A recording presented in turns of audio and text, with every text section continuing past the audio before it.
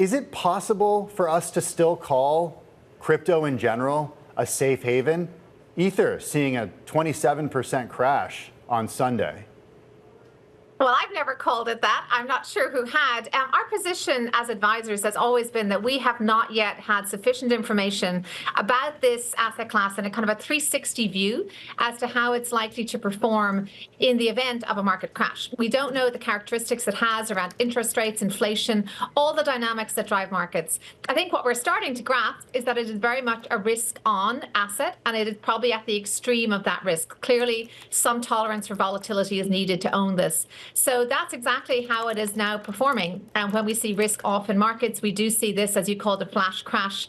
So I think there is an element that this could be seen eventually as a bit of a way to diversify against fiat currency. I still would call it a safe haven. Okay, well, let's talk a little bit about that. One of the reasons I did mention at least Bitcoin being referred to as a safe haven, we've had some folks call it digital gold, and the idea of gold is a safe haven asset.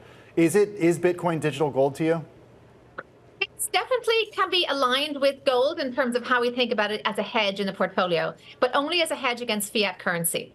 And right now, there doesn't seem to be that much of a lack of appetite for fiat currencies. We've seen this strong demand for the dollar. So I can see it as a diversifier. Certainly, it will, in time, we think, have its own characteristics that act separate and apart from markets.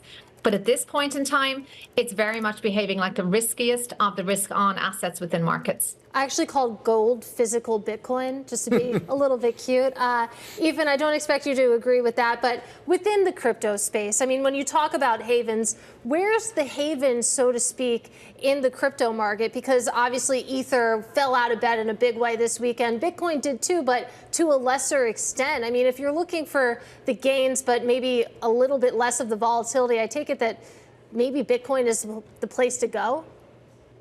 Certainly, it's seen as the definitive, I suppose, the original, perhaps a first mover. In terms of where you would dip a toe in the water, and that's the only context in which we work with our clients at the moment. We provide a lot of education. We talk about the characteristics of the asset class.